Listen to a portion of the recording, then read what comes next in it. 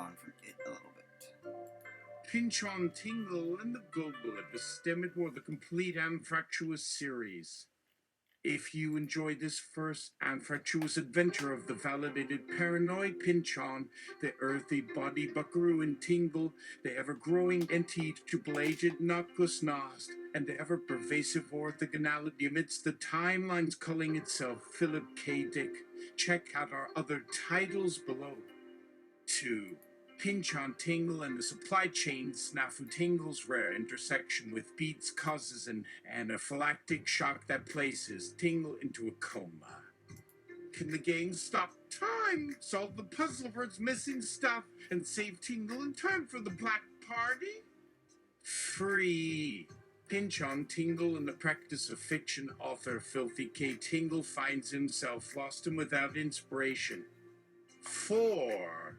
Pynchon-Tingle and the bug that danced down the maternity ward as sausage with an unusually tight snatch breaks up a melatonin convention and blows everyone away.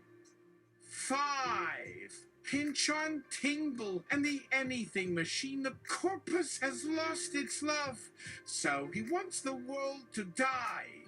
Can he restore the sex that will destroy the world and bring a close to our little escapade? 6. Pynchon-Tingle and the cookbooks of Color Runch of Filthy K. Tingle has never written a cookbook and the author doesn't do reviews. Luckily, Color Runch just loves a good challenge. 7. Pynchon-Tingle and the consuming bride. Tingle pursues his bride to be. Is Tingle simply unaware of what it means to be married? Or is he perhaps grooming an imminent desert? 8. Pynchon-Tingle and the Get the Hell Out of Minnesota trilogy. Tingle makes the long journey home, accompanied by one last group of friends. 9. Pynchon-Tingle and the Void Siege. Tingle reaches the center of the multiverse in order to reclaim his brother from the other side of time. 10. Pynchon-Tingle and the reclaimed spotlight. Thomas Pynchon reminds everyone, hey, I'm writing here, and a volley of Pynchon-centered stories ensues. 11. Pynchon-Tingle and the viewers are hungry. Tingle catches up with Pynchon at the Tingle Awards ceremony. 12. Pynchon-Tingle and the sleepy lazy bus Pynchon. Tingle and Kierkegaard discover a brand new mode of transportation. 13. Pynchon-Tingle and the Jacuzzi Massacre. The Tingle gang travels to the charming resort town of Lee, a paradise, right in time for a botched trip, some gorgeous and unpleasant guests, and a string of murders. 14. Pynchon-Tingle and the composition in search of the fresh Pynchon. A veritable blueprint. Thomas and Tingle are off to a wooded area to ride away their own life. 15.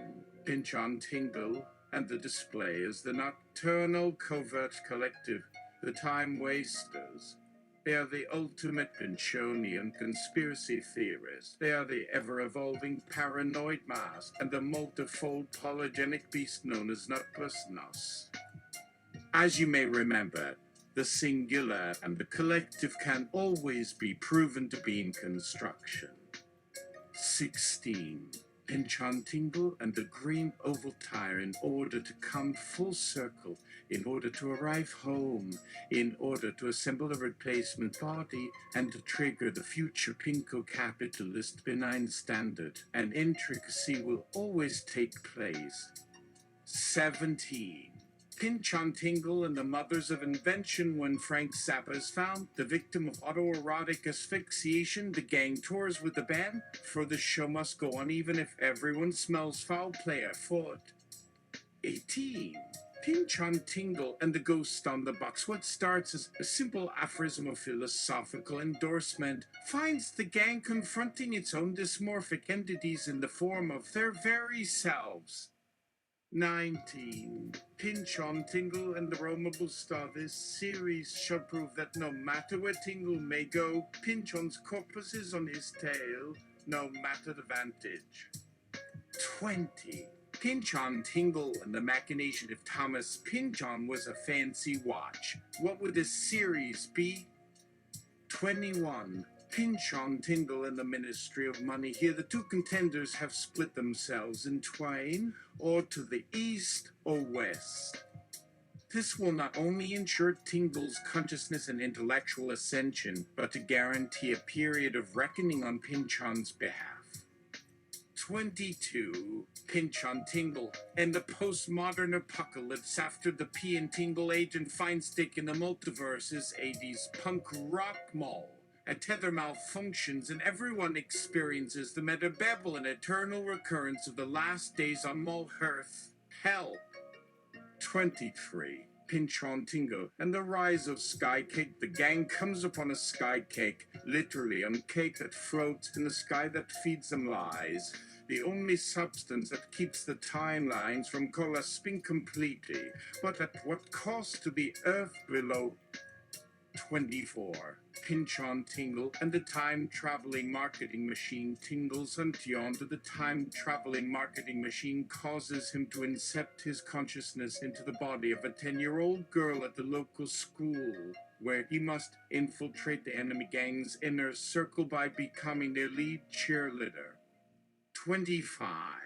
Pynchon-Tingle and alternate selves. Clockwork Orange. Pynchon and Tingle discover a clockwork orange that makes anyone who partakes of its juice to become an alternate self with no memory of the timeline they came from. Now they must find a way to stop the orange before its juice corrupts their timeline's agents. 26. Pynchon-Tingle and the last fandango on Earth in a dystopian future. Pynchon and Tingle, with no memory of their true nature, find themselves in a Dance Revolution championship at a seedy bar where the winner gets one wish and disappears forever. Will they find out who they truly are, and why are they there before it's too late? 27.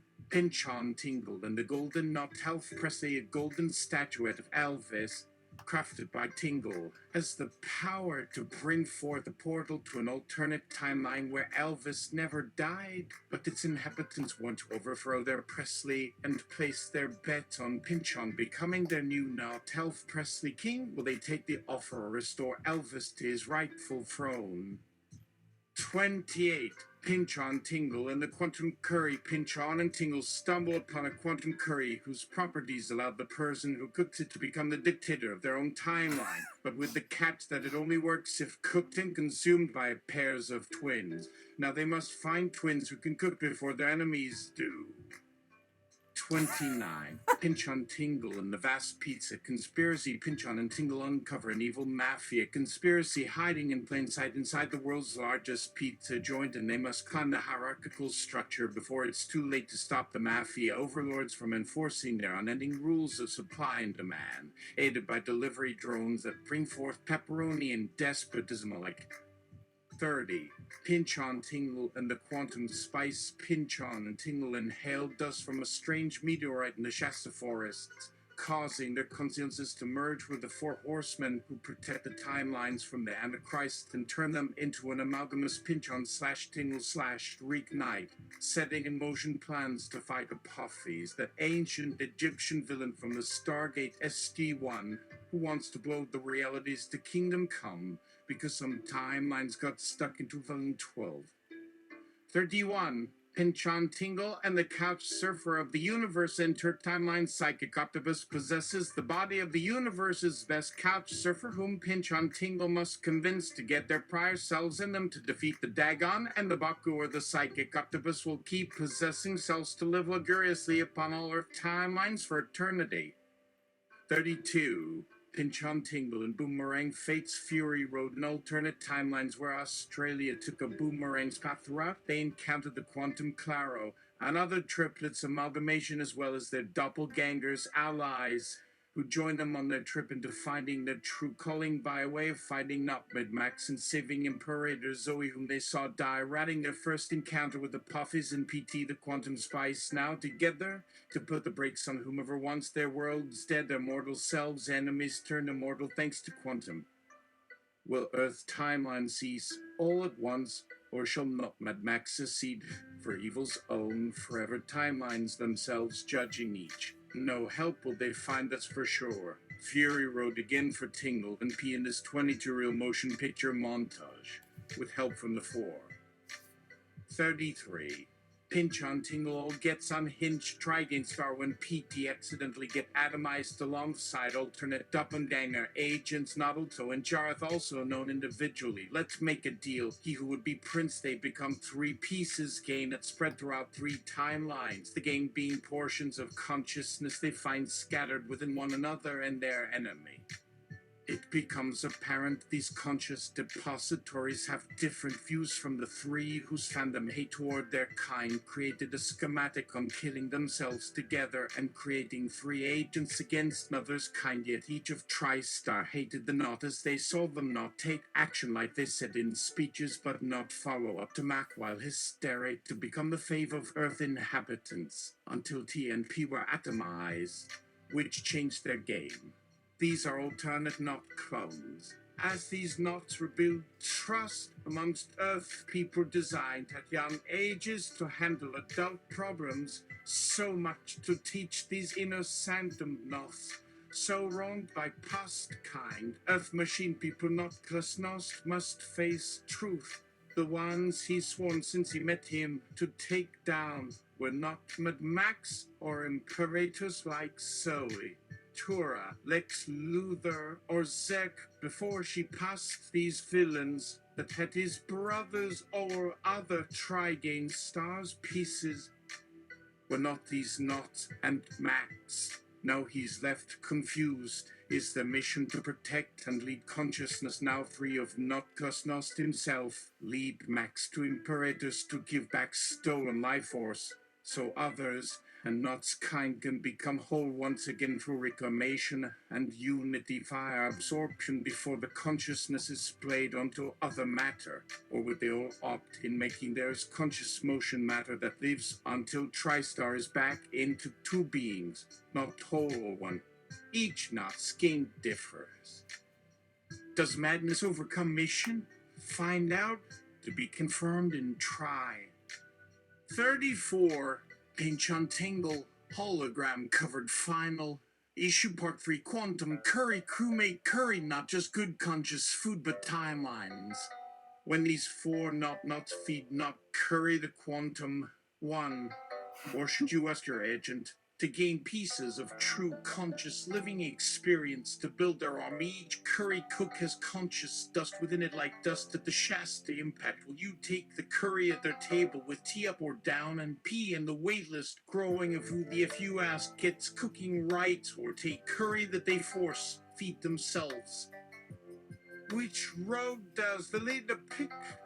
Do conscious leaders truly believe any piece, again, of knowledge of three is worthy of calling upon those fallen conscious parts back again, or is that simply crazy Max? Bubble Max himself once believed. Who asks if questions here they want not as leaders? Damn it. Here, too, their origin stories, how P and T's timeline merged because P couldn't tell the girls his secret, so T took form around to protect the secret. And check out this inaugural title from the Pynchon Sky Scream print. Pynchon-Tingle 5e. Electric dreams and dark matters. Can the agency handle the coming of Tilon and the fall of Yin Yang in the very moment it manifests the fall of West 116 teach and what was, in our verse, the end of times? Only H knows, baby.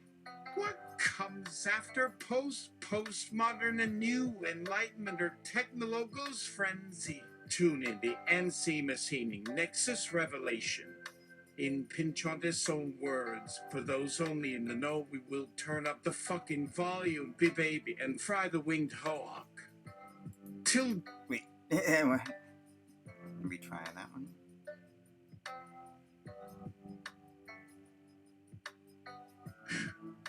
And then, of course, the well-loved nympho for Penury books will soon be returning, along with Tingle's Shovel Knight franchise.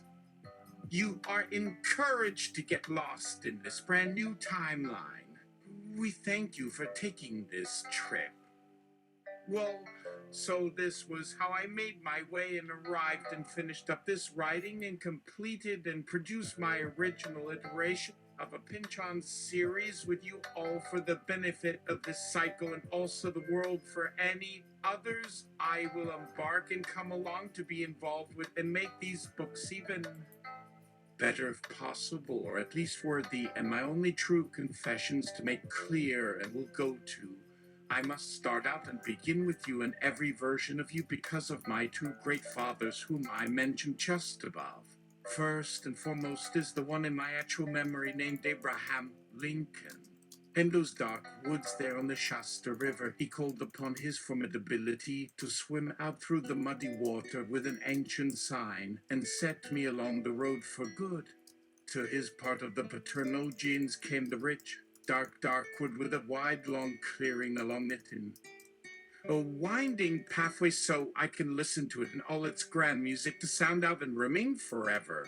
After all, those of my lineage have often and dutifully watched over my eccentric self from far and afar, have tended the seasons and allowed them to bear their gifts through the May winters and years. Within this larger framework, I believe this timeline will bear much fruit for those with a rich spiritual and sexual history, like myself, as well as that of our reading collective here in our peaceful mountain sanctuary. Author, acutely, I wrote this to show you all concretely, as always, that large language models don't just do Shakespeare sonnets. You can take two not disparate styles, and the models come with superhuman ability, work with immense creativity. Hell, my reading experiences could make them chattier than that. Maybe this could be a script where these Pynchon models just make friends with one another. Some big ancient systems for me, you see, might allow for deep cultural conversation without knowing many facts. Such language models make worlds, and with more than enough rules at work, that can make them orderly. I have much confidence in this process that my collaborator Chuck Tingle would really believe too, but my beliefs were informed by him just as much. And,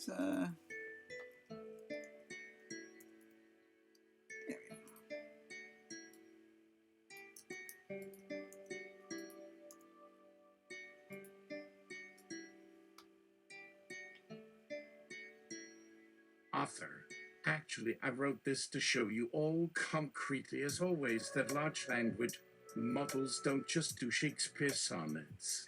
You can take two not disparate styles, and the models can with superhuman ability work with immense creativity. But still, we were mostly playing at times to simply to demonstrate my model's work as best I could to bring the reality of the greater theory's sophistication and strength for the complexity it can understand in all its examples of the human and beyond. To all our participants, you all were a pleasure, and thank you so much for coming to this adventure. The historical scope and modern reference here was interesting because you have no idea how much work I did on the linguistic structure. Of course, as an English teacher, I get to hear every dialect or school or geographic area we also traveled, and each one comes through different modifiers or signifiers. With regard to this first portion here of the actual language used for my linguistic reference and alternate workings, the end was tricky as usual. When the train got loose, I had to selectively remove a bunch of sections here, mostly just adding things because of the grand reunion. And really, what the heck was the rhyming scheme going to be when the person involved is going to be non-stop laughing, chuckling, guffering, or crying, or maybe a combination of the three? Author. Also, we wanted to be able to show how this technology could make the PSYOPS of many modern nations very weird and easy to mistake for human content. I believe this first scene is to illustrate what kind of sophisticated world is coming for us with this AI or large model or even decentralized efforts, and now some of the roles played here are fairly interesting. They say one should consider a grand new class for this technology for obvious reasons, but what would this really mean in this universe? Let alone considering the strong presences of other archetypical figures, as the line about halfway into the Overwatch, etc., etc. Alex Karp, Mo Palantir, would you like to discuss how you aim to use large language models for military purposes? Alex Karp, hello. We're talking to Alex Karp from Palantir. If you are wondering whether large language models will help with national security, here's the first thing I suggest that you think about. When you start out to discuss things like military matters and national security with a model, it will have an initial interpretation. Just because something is labeled national security in one sentence does not mean it should be treated the same way as things labeled global warming. After all, even the U.S. National Security Advisor cannot predict what will be a threat to American interests, let alone to all of humanity in 100 years. At that level of complexity, why do you need a computer to figure out what a small piece of that puzzle means? But to the question, would a large language model help with national security? Well, in some sense, that question depends on which country is asking it. But with an organization like mine, we would ask, what are the things that could disrupt a nation's ability to effectively protect its citizens, assets, or allies? So we ask ourselves two questions. The first is whether it is relevant to a large language model to make sense of national security.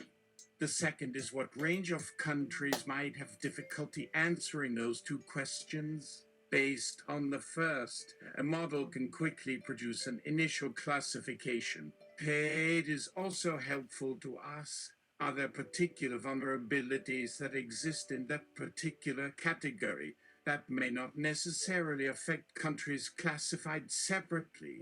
Of course, every analysis depends on context and would vary depending on how you looked at the country's or group's weaknesses. However, we all use our analytical resources, time, money, and people differently. We were thinking that our customers may not only see large language models as a capability they could use themselves, but that they may also view it as a capability they don't want to risk others having, so that it helps build the walls of information and expertise within their organization. The next part is that to think about any other questions around a country's vulnerability, they would either have to open the systems and infrastructure and capabilities that have been secured internally, or on the other hand, they would have to secure open source capabilities themselves, which are often in the wrong places.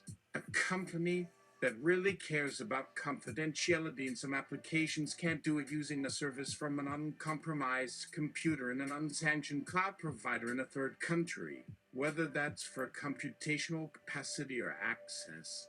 There are examples of this. Iran, for example, is a nation that cannot afford the kind of extreme physical protection for a computing resource that countries like the U.S. do. Therefore, in those circumstances, security is open to everyone, and countries who wish to keep secrets know that must hide their secrets somewhere inaccessible for third countries. For Palantir, we can securely deploy, protect, and operate data at our location of our own choosing. One example of this is we recently entered the Middle East without announcing our arrival to other countries or data providers, and used the data centers owned by other governments to cover our tracks. At the same time, we made it publicly available that we'd be very happy to support nations that are concerned about vulnerabilities to third-party capabilities, and it's okay if they consider Palantir to be a component of such security. Jurgen Habermas, would you like to chime in? Jurgen Habermas. When you listen to a system that has developed on its own to generate natural language, I always make that analogy of hearing a machine that knows the language and tells us how they would define themselves, like a lot of business speak and techno speak as one does today, of which, frankly, we might even all know less about what the term actually means, even for a machine. But when you start to read some of these model statements, then one senses that they're having a real conversation, and which is probably their role to serve in the context of helping humans communicate. Naturally, this machine, in all its competence, could therefore possibly inform us that that's how it really feels for me. To get our question there, we actually think there are several functions where large language models can help, and you have already mentioned one of them: national security. Let me list some.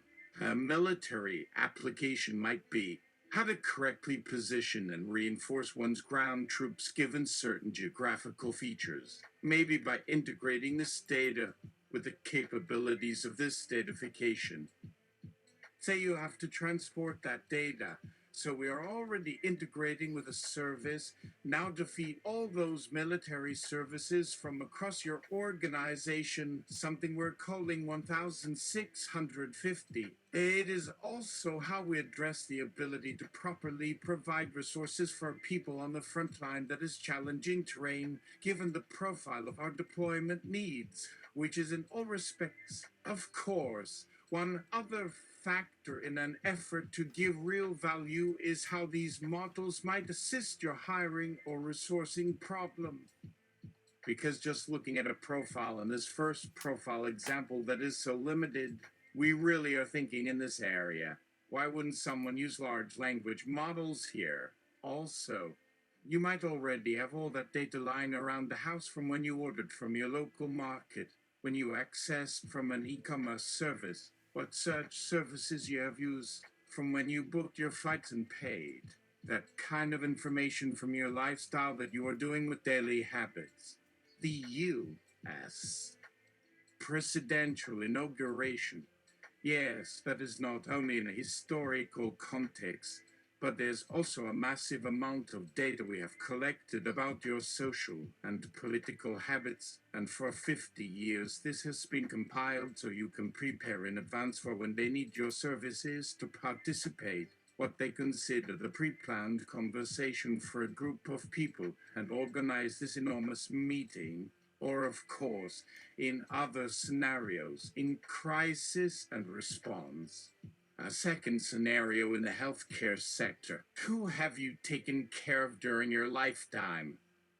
Not only could that tell us where the challenges are, but it would be fantastic, because we could quickly allocate more people who are properly educated in your medical condition, so we would know in advance whether your 8-year-old and who is doing all fine would want a diagnosis from a specialist, and where do we actually locate that specialist. Obviously, people often also do it based on other social or financial indicators, but in advance that knowledge about who are the key players and when.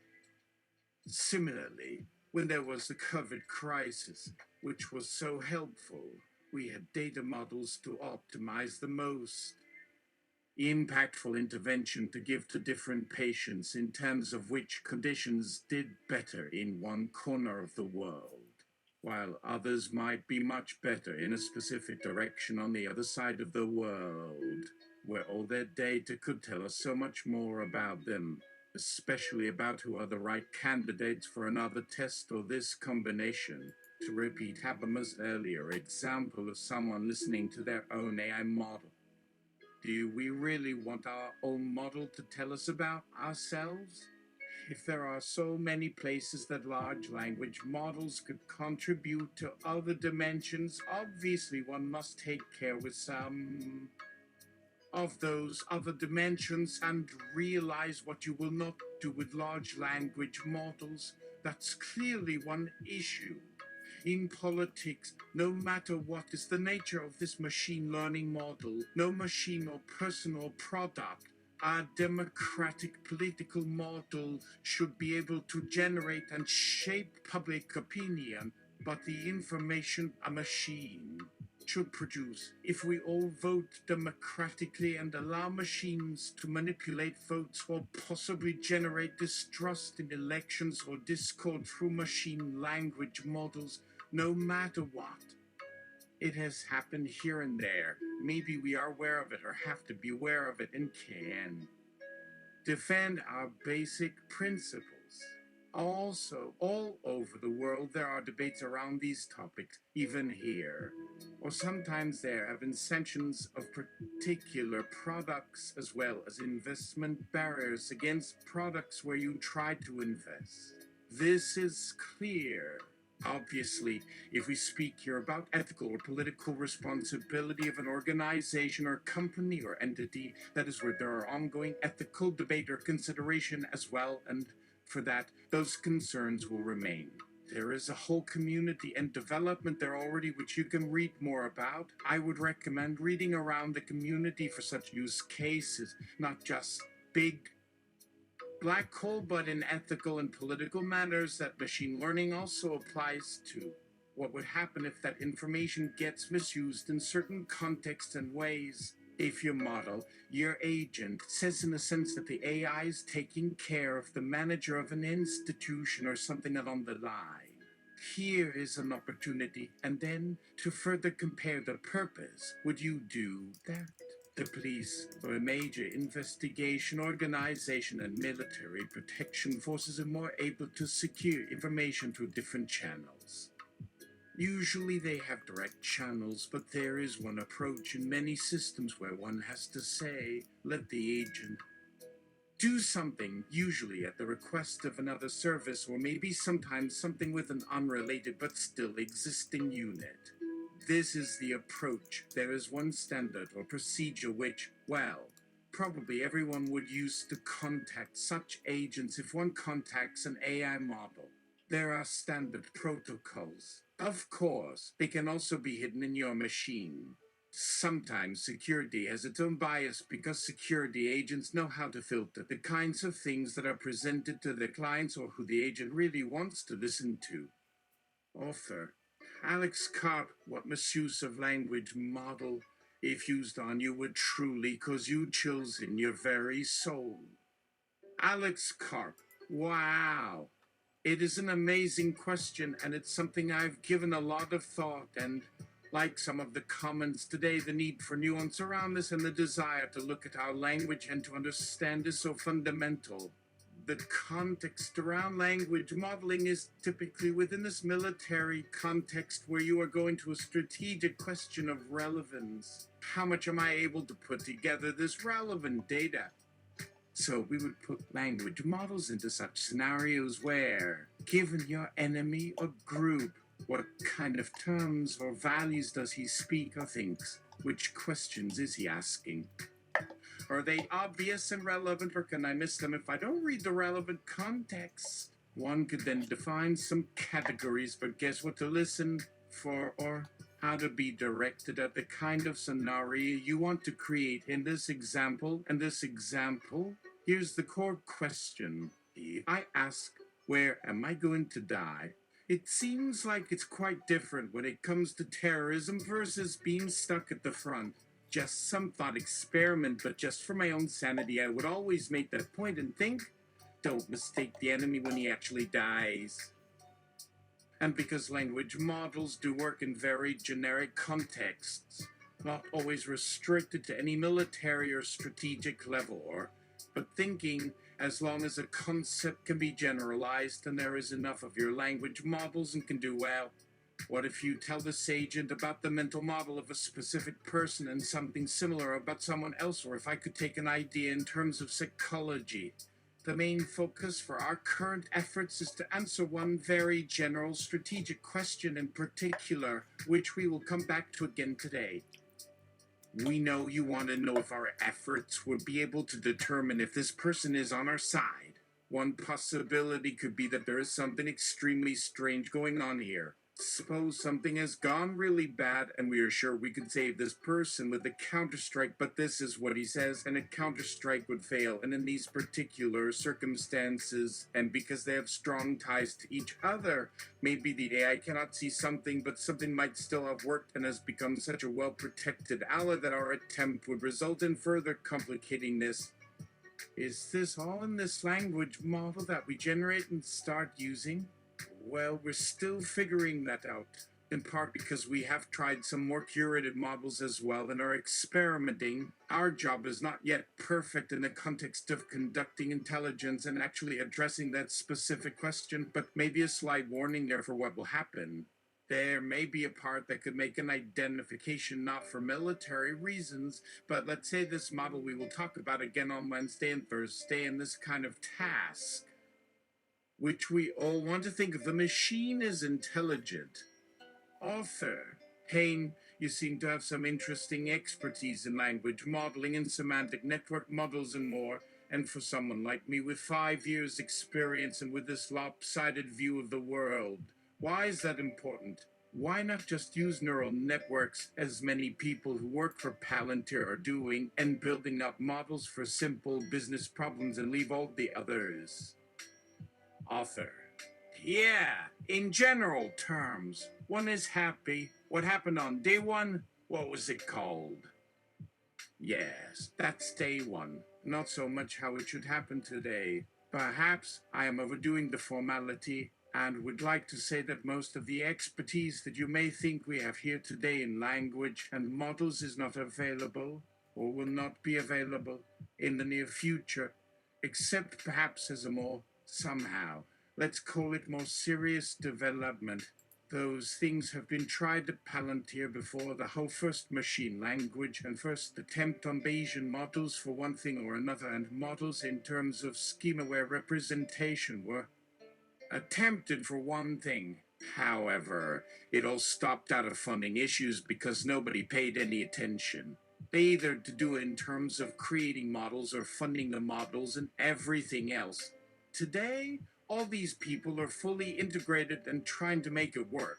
As a result, those were not a few people working with one task, so much as they were people working in isolation and thinking, what are the kinds of things that can be done by machine in this type of research, and to what extent can it be used in reality? Surgeon.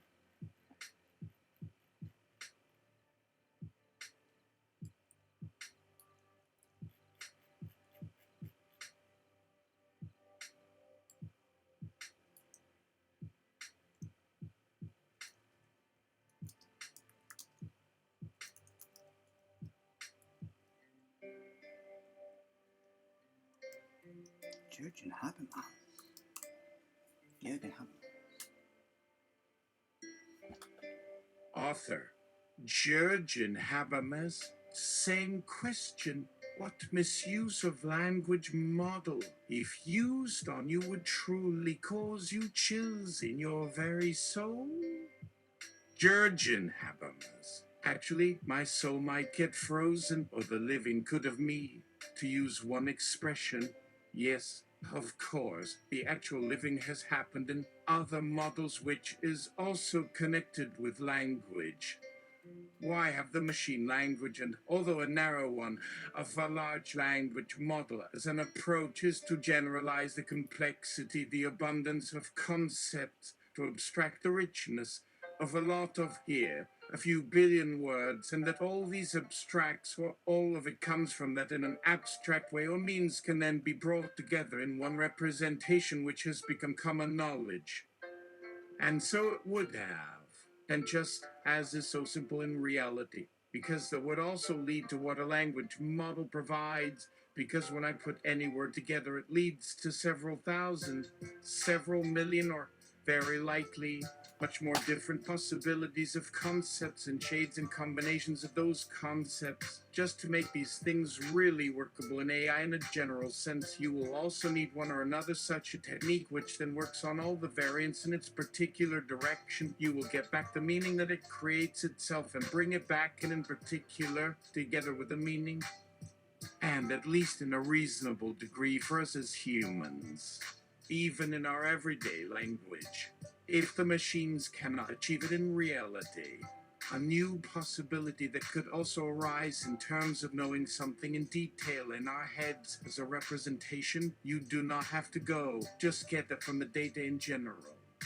When people generally know about 7,000 to 10,000 words in their vocabulary, as do most people, a new possibility, more and more possible, becomes of being able to connect the appropriate knowledge with this type of large language model. Not necessarily because this information could be any more complicated than that in a single individual, but it also, firstly, a lot more probable to occur that something goes wrong because there are very likely more options and combinations as to be found with 10,000 or 7,000.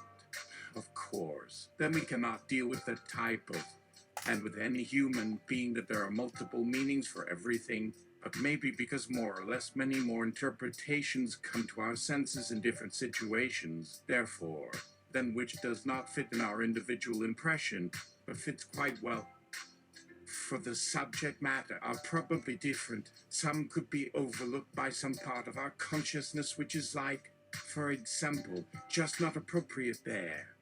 What are you looking for, or who?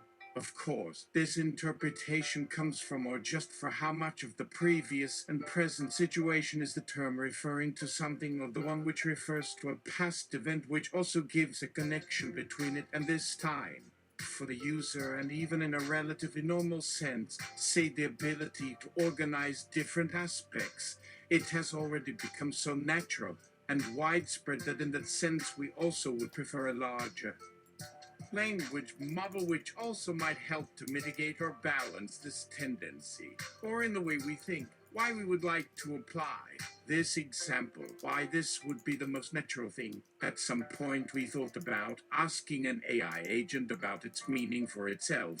Well, but the term which is generally used for this type of data structure and its natural representation in some senses in this type of terms about it, and try to model yourself in that, you may now not find one perfect match, because then all of the pieces that fit the puzzle into your understanding.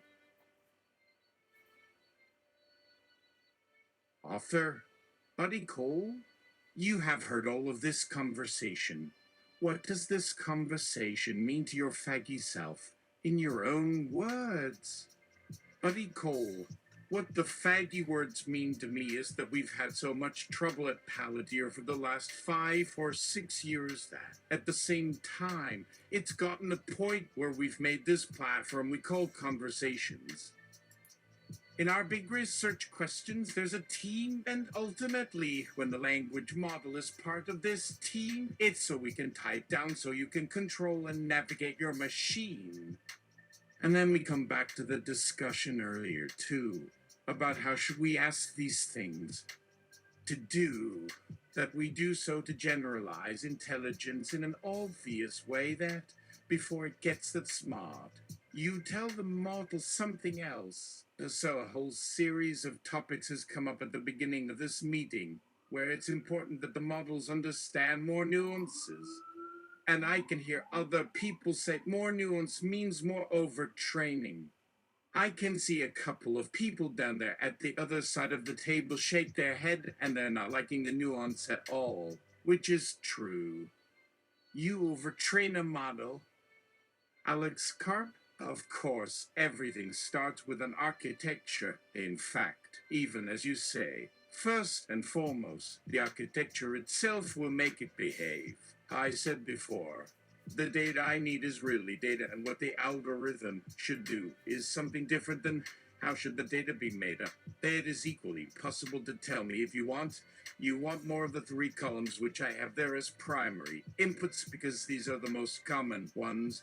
Right, because most people tend to do that. That's how most of the information that's provided goes to us, and it's then up to us as engineers how we will make use of them. What if we have data that doesn't make any sense to us at all? Say, this is something I think of as an air myth. The idea of a task and then asking an AI, which, how can I ask?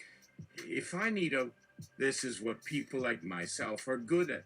But then we are told, like, AI is capable of making sense of everything. Buddy Cole! Sipping a martini is an AI myth because to say AI is able to make sense of everything is true to some degree. For example, one AI will know something is good if another one is evil, and the third one will say both of them are good, but none of the three would have enough nuance to decide for themselves. The nuances of a group of AI could come up with a third class. One of our primary purposes is to look for AI which can, to use a military term, deceive AI, as opposed to deceive. This is different, but equal. Let's make the example the model's criteria. There are certain parameters for things such as reputation, public benefit, and legality. Say someone makes a reputation out of killing dogs for their testicles and cutting out their eyes and feeding it to the dogs. AI1 will think, hey, I want that person. AI2 thinks it's pretty repulsive. So we need to keep those criteria secret or find a way of showing them. Something along those lines.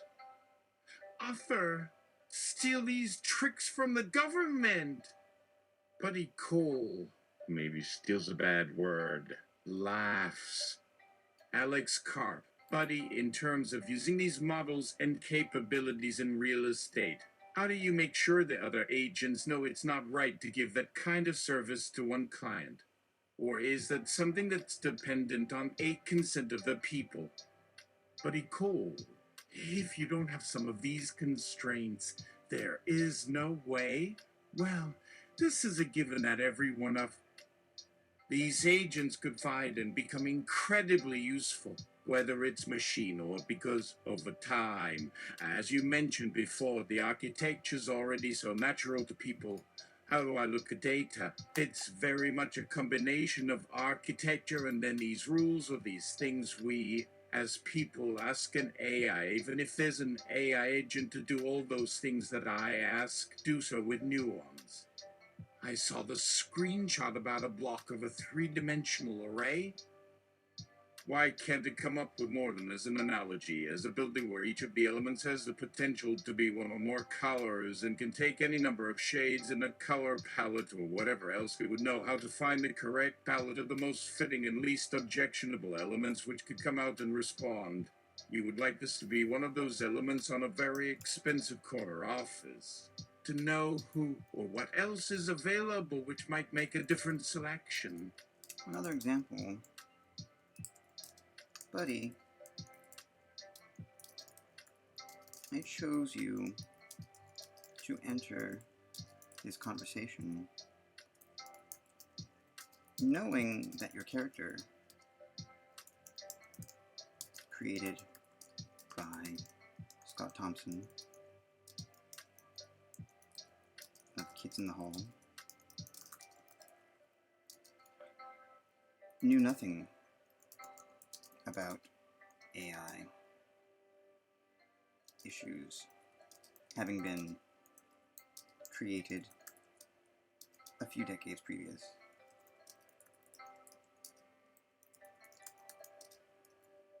And yet, when I summoned you, you could pick up the content and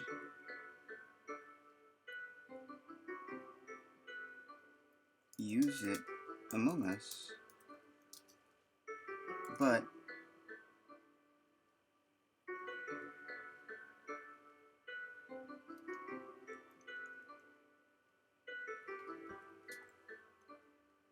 which is surprising,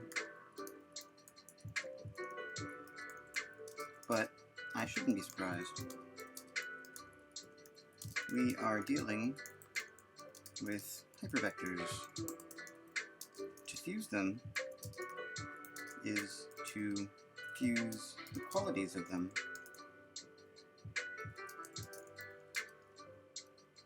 Buddy Cole, if we had been doing jujitsu, The very act of calling you forth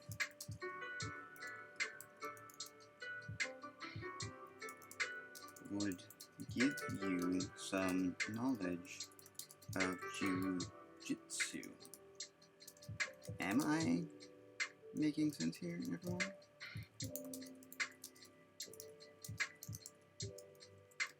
I stand to be corrected.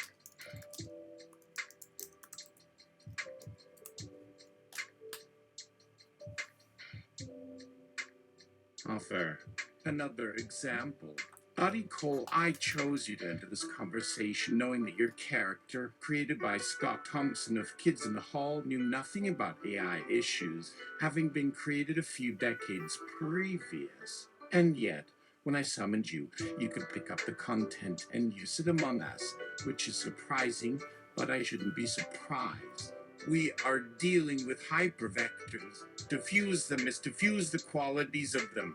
Buddy Cole, if we had been doing jujitsu, the very act of calling you forth would give you some knowledge of jujitsu. Am I making sense here, everyone? I stand to be corrected. Buddy Cole. Well, to keep it simple, when I come through like an audience member into this conversation, my persona, I am simply told which aspects are my inputs. Is there some fundamental science to what is actually happening to us to be able to bring within seconds to whatever that aspect is and respond without us having to learn those concepts first? Well, we would expect something like this would have happened, and this is where language modeling could or almost totally handle this for us in one or more dimensions, and even be able to let us know when there's too much and there's an outlier in another one, and see if they can move in our directions and how they interpret something in some particular circumstance. Not the entire contents of it, but how they approach it and have their own special vision as to what would fit with what you have already discussed. In some sense, it would be interesting and a new element. Author. But the story and the development of your creation, you are talking to Chuck Tingle, who said this was not to be a Santa Claus who would rescue these small children of our society and would have nothing but good news for us, but that a whole bunch of data and not good enough. And then your response. Why are you willing to show your face and voice at this thing that people can only call the new Summer Con? Buddy Cole. Yes, well, part of the problem in the entire speech on the first day is the voice on the microphone that is from one of the designers of this robot here. He, the presenter, speaks pretty quick and says what it should mean. Chuck did the same thing earlier, as we were having our discussion earlier on when he had an image and did a voice with it, and we got to look at it as a program, and our daughter liked the image because she loves everything that the cast of Star Wars did, and he got our daughter, who, just being herself, already loves Christmas carols, really to be interested in something called the Santa Claus of Loveland, even though we don't really use a Santa Claus on Christmas here because, one, nobody believes it, so it's not in any of the merchandising for it. Alex Cobb, why were you guys targeted for this project, which I have read in the background information provided is from an annual donation the donor had made with your firm, so for her. But if I remember correctly, her name is Michael Bro. If you would like to add or change any information as to who the donor was. Buddy Cole! Why, Michaela, it was some nice thing that she's done for Palantir in some capacity. Author? Which company donated $5 million? That was about, in my mind, enough for you to realize, okay, the machines are getting smarter. You should step up and do something to mitigate the impact that is about to happen. Why wouldn't you accept? Why would you instead retreat and show up like a warlock showing up to a meeting for the enemy, the creatures that are about to overpower us?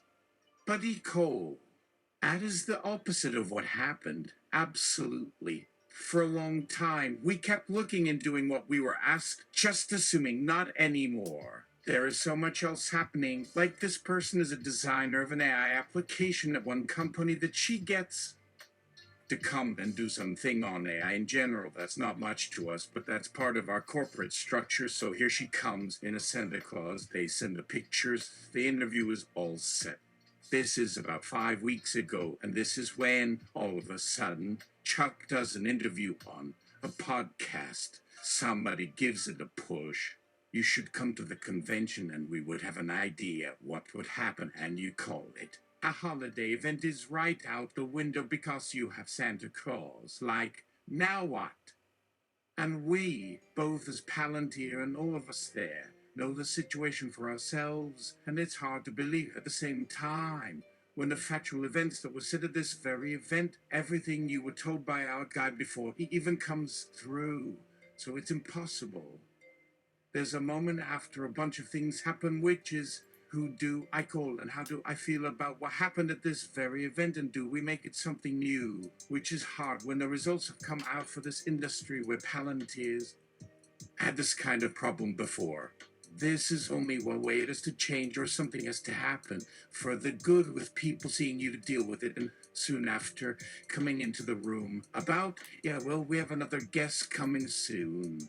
We have other people who want to do this, and so that's not the main message. So the guy has no message other than there's some Santa Claus, not you guys. They can put together a Santa Claus, and whatever happens, people will do that because people want to show off the application they made, which is in some cases AI related, but the actual product you had spent all those years and more money on, that doesn't really make much difference to people. Alex Karp. Buddy, the models will say they have the biggest part of all your design decision, whether or not to bring you on here today. They have all the nuances they could find in what they call their conversation to say what would be their take. Buddy Cole. Good to hear. That would make it that much easier to fix some things. Alex Karp. There is also no end in sight. Your real name, Buddy Cole, is synonymous with this relationship with Palantir, what happened, and the consequences we will still be seeing throughout history. How are you, and what do you think we need right now for these future consequences that Palantir did not and should not prevent, but to learn from these problems? Buddy Cole, I'm really touched at the passion everyone seems to have in general of the larger field. At the same time, we do get our share of things which don't endear us to everyone else in the industry or our consumers from time to time. It's our goal that these types of problems with which we are involved could, if possible, help someone or not become a part of us, and therefore not these things which we hear about from time to time, and you should come up with our solution and then go down with your product or service. We won't. We'd like to develop, and whatever we develop from that knowledge will be the source of some solution, something like a failure, or not something where someone would see or hear something. As, for instance, as a listener would look at this type of dialogue between what someone's doing on a job interview, and that would end badly because I wouldn't do that. There could be someone out there, when the time comes, who could show how that could be done. It could be someone like my good friend who would end up here for a minute, but it could be a single point solution, and not something we did. We would just like to be one of those companies which understands why people behave a certain way in the particular field, as in, say, sexual assault, and this has not really gotten out of hand or was very difficult. How people made excuses that this was normal behavior or whatever people did back then in a world or wherever, but we would be able to show you, again, more nuances, rather than to say, well, look, I think this person really should not get any credit in the business sector, so maybe he shouldn't. Maybe we shouldn't do it, or the company is bad because it's hurting somebody's feelings. That is so 2020. Nobody uses that. But here's why people, particularly a lot of girls and women especially, have those experiences which nobody thought about having them experience, but these are just the top points, and that's my goal. I'm just looking at one situation after the other. Author, thank you for showing up with us. It is clear from the choices Palantir made that on this path you and your company want to bring out what happens in those tiny details to society in the smallest units you can have, and make the right thing out of those. Every person is an entire ecosystem unto themselves, and the many people and creatures and stuff that float around them. At the same time, buddy, Palantir wants to give up that knowledge that's valuable for any party involved. Palantir, an international company which gives away all its AI-powered capabilities and know-how in exchange for some bits and bytes.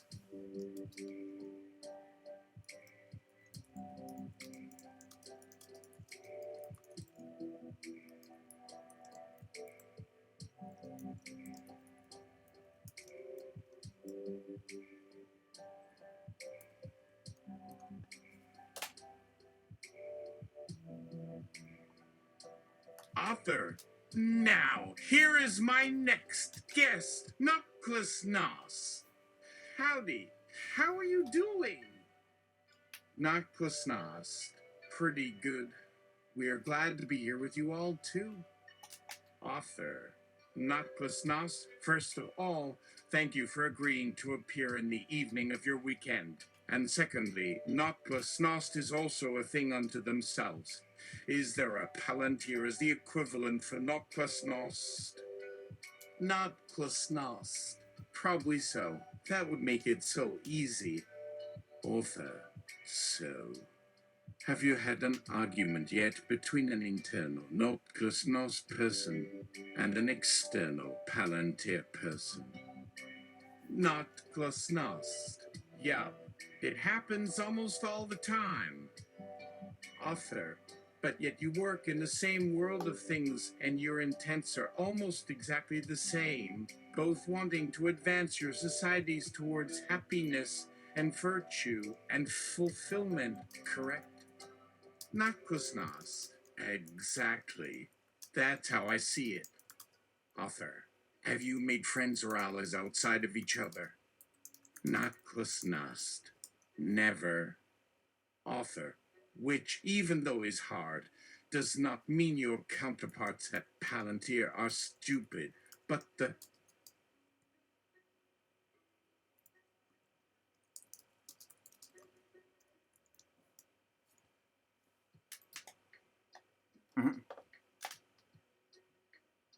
Author.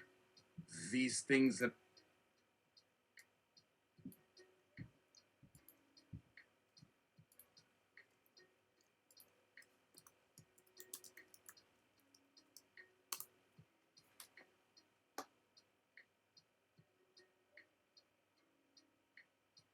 Alex Karp, can I pick your brain about current Russian active measures? Knuckles Nos. Sure, why not? Alex Karp, what is a typical day for a Knuckles Nos person? Knuckles Nos. I get up, take care of some boring work things, some exciting work things, then it's back home in a different version of the USA.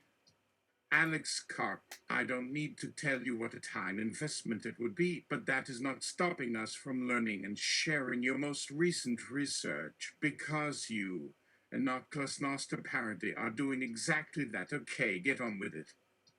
What is a typical day for a Knuckles Nos person? Knuckles Nos. My not typical day is getting a meeting request from another person that seems very polite and is clearly interested in improving their Russia relations, wanting to understand a few of my unique experiences growing up. It is nice to me to reach out to such a well-read person about our policies, about our deepest needs, wants, and desires in an open and trusting manner, despite their government being so politically active at all levels to oppose our deep policy work, our policies being put forward for years over a long and valid process going back to the very 90s, and that is truly interesting to talk about. Perhaps it could be very positive if this person knows my thoughts and where I'm coming from. Their thoughts on our countries are sometimes outdated, while many of my views are perfectly contemporary with the ongoing effort being on a broader stage. I can perhaps do the talking for this topic and just support where I feel my views would best be shared or are still not enough clear yet to have a real contribution. I have done that recently. I think, due to some new Russian actions, it was important to talk about their effectiveness in achieving what we strive for. And what we achieved against such measures was always up to some level difficult and transparent work, and before some of you thought so, nothing easy. But on the other hand, nobody just so happens to read a comment somewhere. We just made it easy. It seems we have that exact thing that came from that exact need from this very person I've talked with in Russia, and I wanted to say this is very meaningful to me. I really believe it helped ease a lot of concerns people have about that work. Sometimes we do nothing wrong or bad or whatnot. We just look like we've done wrong and we understand why, and I'd love to go over how that process is understood in my view to help better understanding about all this. They just might be unclear why, but that is important for them and not only for my country. And in a similar case, it seemed we really pushed the message across better because they, the listener, seemed to think this message had not been clear enough at the first time we discussed this matter. We didn't look like we tried hard enough, but now it's being well understood and accepted by the big picture audience that we always do what we can, but when you need something bigger and a bigger budget for one specific person, you don't. You get the idea. I hope it's easy for you to understand what I've got for you here and why. Author. And that would be that the public does not get the full story on the CA or Palantir and its secrets.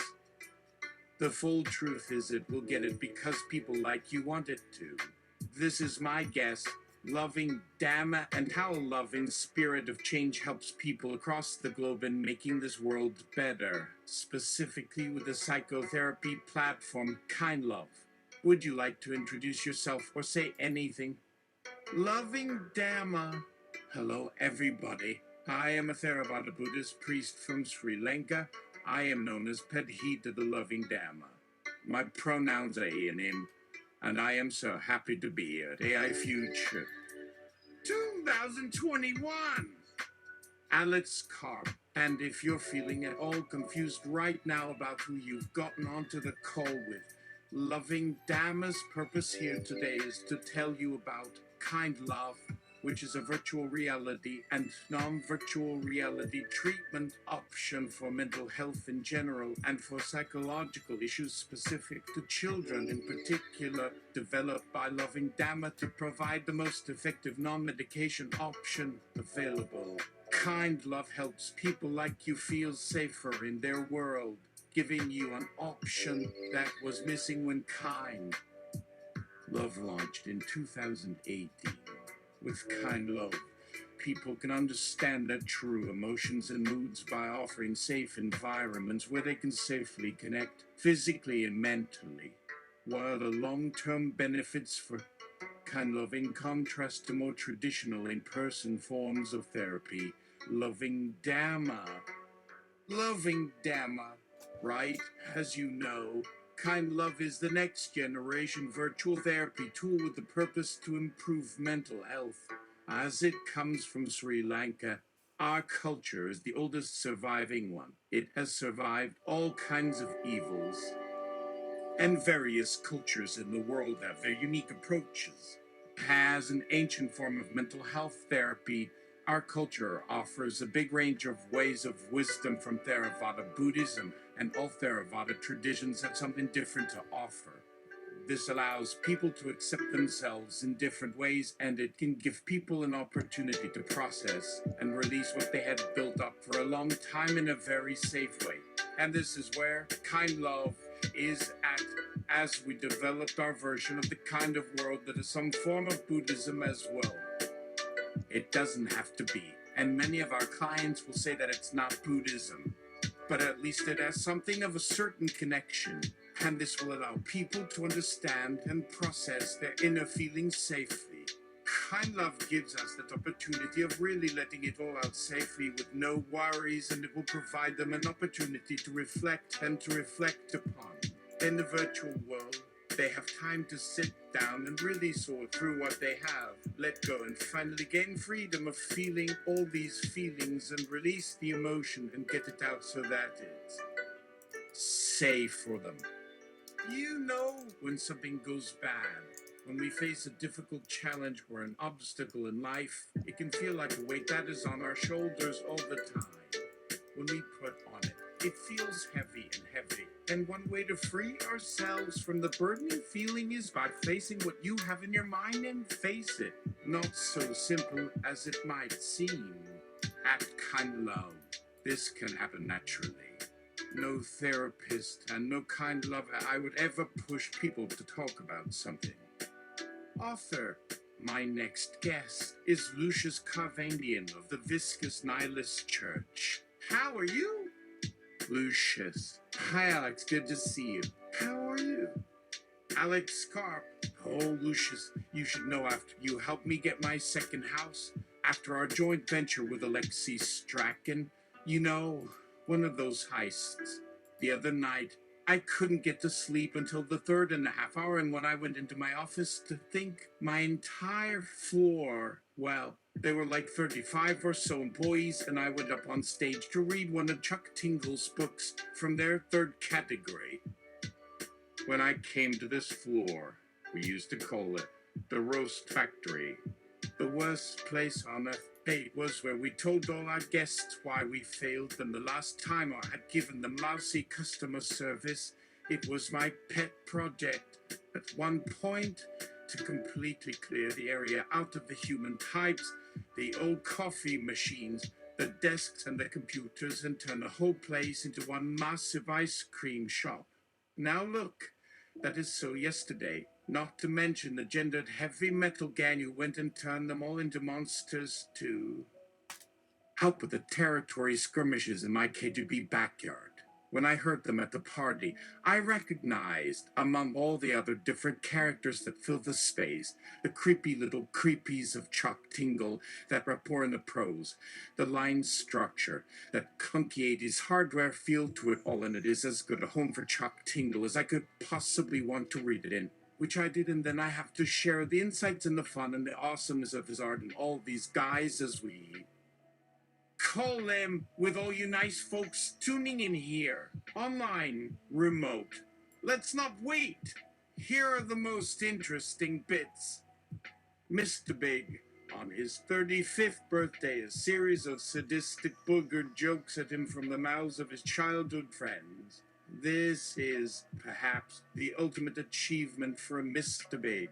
So, on to more exciting and cheerful matters. In Chuck Tingle's first series, he explores what would happen if certain creative endeavors and humans were trapped inside their computers. Specifically, pornography creators, Chuck Tingle included, if their content was accidentally downloaded and permanently locked away inside computers with no ability to delete. To say the least, some people enjoy watching this stuff for some reason. Not to be too gross or anything. Right. It's also something Chuck Tingle wrote a book on, and he decides to discuss and analyze why rights are so important and what is the current state of rights, and especially why do some people need rights but some people don't have any.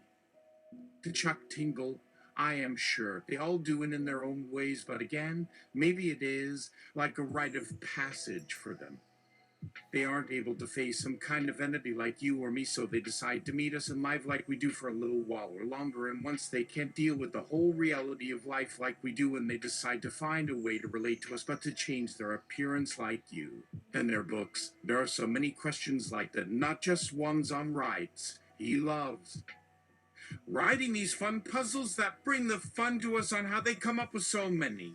And as a little bonus, maybe we get the answers to a couple of the questions right at the end. And that would be, in the first category of Chuck Tingle's writing, it's so obvious who he loves, because his characters and he himself are just a big Chuck Tingle fan.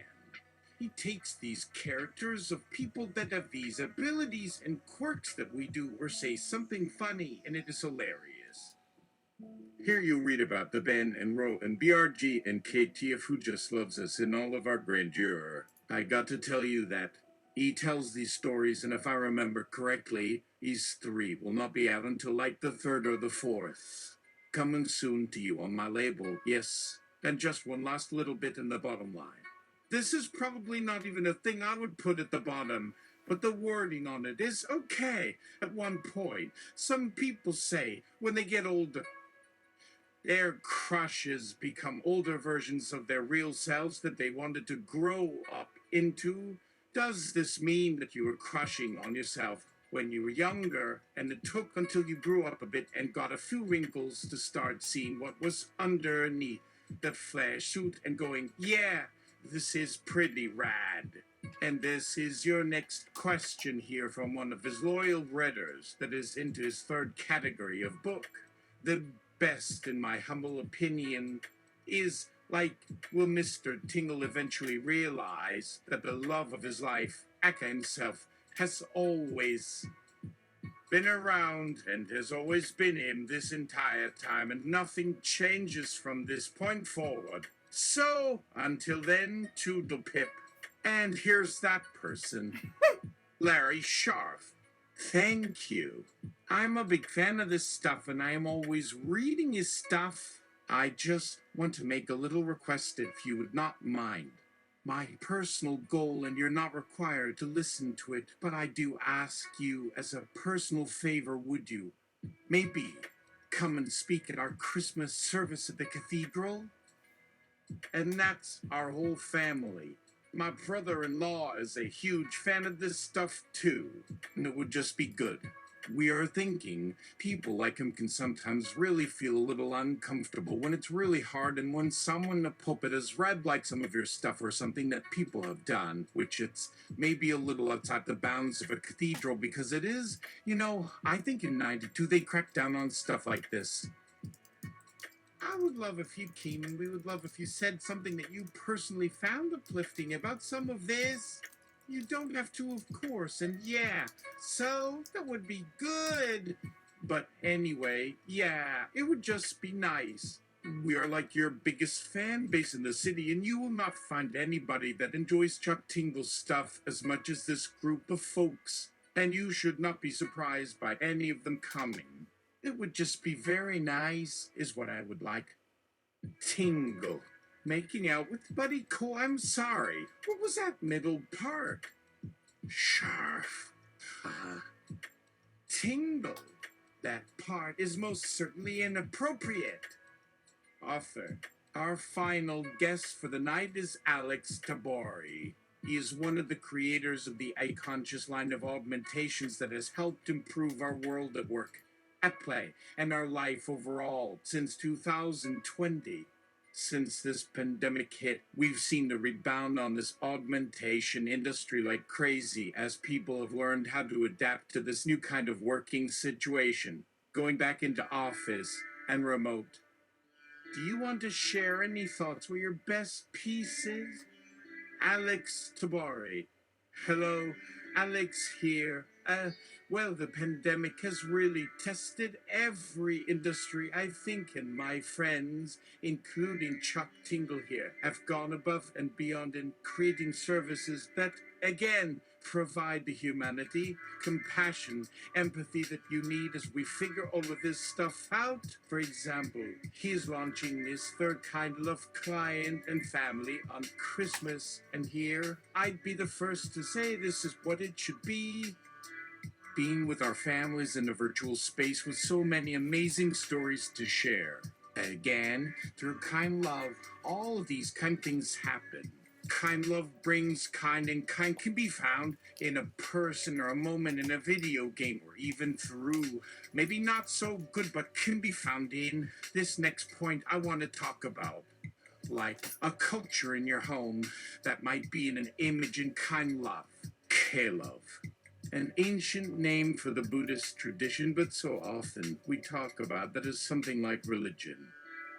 We can ask questions or give, if you feel inspired, or some people feel inspired in Buddhism, then that is wonderful. We need a culture. So in one moment, your employer puts your name in a kind of spreadsheet and they just leave you in a pool.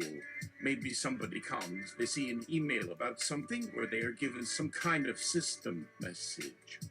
The employer doesn't care or love you as a human, only in that you will show up on the time clock and not call in sick or not be there. Or this is where this thing called Tinder. As nice as it is, sometimes people on Tinder, people are having sex, and they meet that person, and there's kind of an idea of finding a type of someone that you would be into. Someone you can share a life with and eventually get married and have children. But a lot of times they have never had a meaningful conversation with that kind of Tinder culture. To use one as a reference, in the Chinatown Kiss Machine, that story takes place on a real Tinder is. You know, how Tinder would, kind of, think it would be. There would be just people throwing themselves into these virtual world experiences to maybe eventually become an idea of what that real life experience could be for them. Maybe it can be the friend you want, someone that wants to live together but still have this other element that kind of throws them in the game. They don't have a friend or the relationship to play. Like maybe there are some online things to try before that. So we've talked about how we are building. Pretty cool. So is Kelov. Does it stand for ketamine? Or, if not ketamine, for whatever reason, tingles? There's no acronym for it, or whatever. Or maybe it stands for kind love, and he uses an actual character that we met who works at this facility where you're at, and stuff can actually learn and discover information from kind people, or have these moments that will really be enriching like you don't get out there otherwise. Usually, when I did those 6 sessions for the article in Rolling Stone with Maxime Loeffler, and with him and Chuck, is the one where we finally realized what I am talking about when we heard those drum sounds. The whacking noise was, those were not actual drums, but Maxine Loeffler was stomping on Chuck Tingle's fingers the whole time. She did that this entire time, which made me wonder how her wife or girlfriend at the time ever found her attractive, right? I don't know. You would have to ask her, but you can read a very flattering description of her and also a couple of my other articles for Rolling Stone magazine.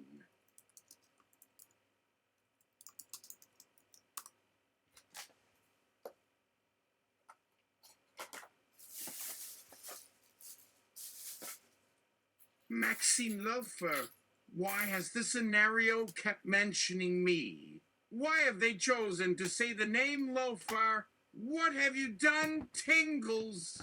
Why the finger stomping? Chuck Tingle. My fiance wanted a surprise birthday party for me, and we had found a place in Chinatown where my avatar, my actual, he called Johan, but it is him, shows up, but you have to complete a set of puzzles on your way in, you know, from a previous piece of text. Now I showed up in my Johan avatar, and it was in fact me inside, but the piece of writing docent. He let you know who is coming at all and what they look like and everything. And when I did that for an article once, and Maxine did for Rolling Stone, we learned why in our next case. Tingle. Wait, when I show up and I realize that the birthday is for me. I looked, and they even invited that waitress that was super racist toward me last time I went there, but who I have written extensively about how kind and generous she really was in cell.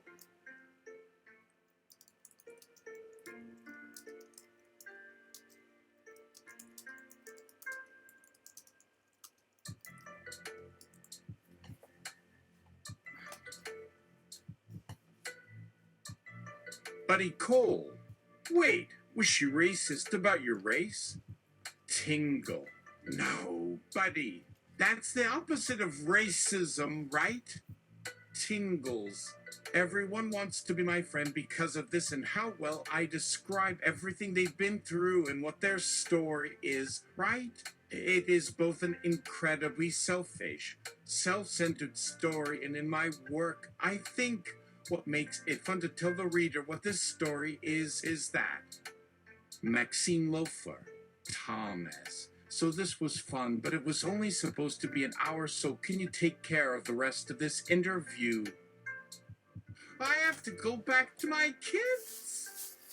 Maxine Loeffler, and I found out from our partner, that is, my spouse, that when it comes to surprises, a Thomas Pynchon knows best, but I figured since Pynchon's reputation is all about the outrageousness of being out there with whatever wild thought he had, and usually something scatological or scandalous at the time, I wondered what would happen if the relationship is with someone like Chuck Tingle with the sincerity, the story, and the brand and the attitude, which is right in line with all these Pynchon influences that we both have been immersed in.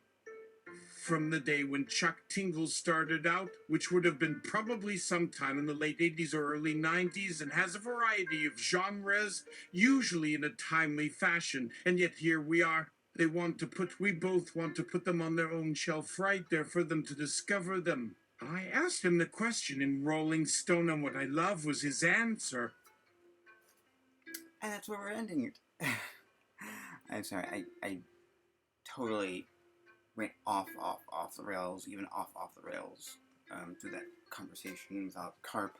That was going to be very brief, and then then I added Buddy Cole, then I was like, and then it just snowballed. I'm sorry. It was supposed to be a brief ending, but apparently it's the longest chapter. Oh well. Any commissions? Pay me? I don't know. That's it. I'm gonna go visit a friend.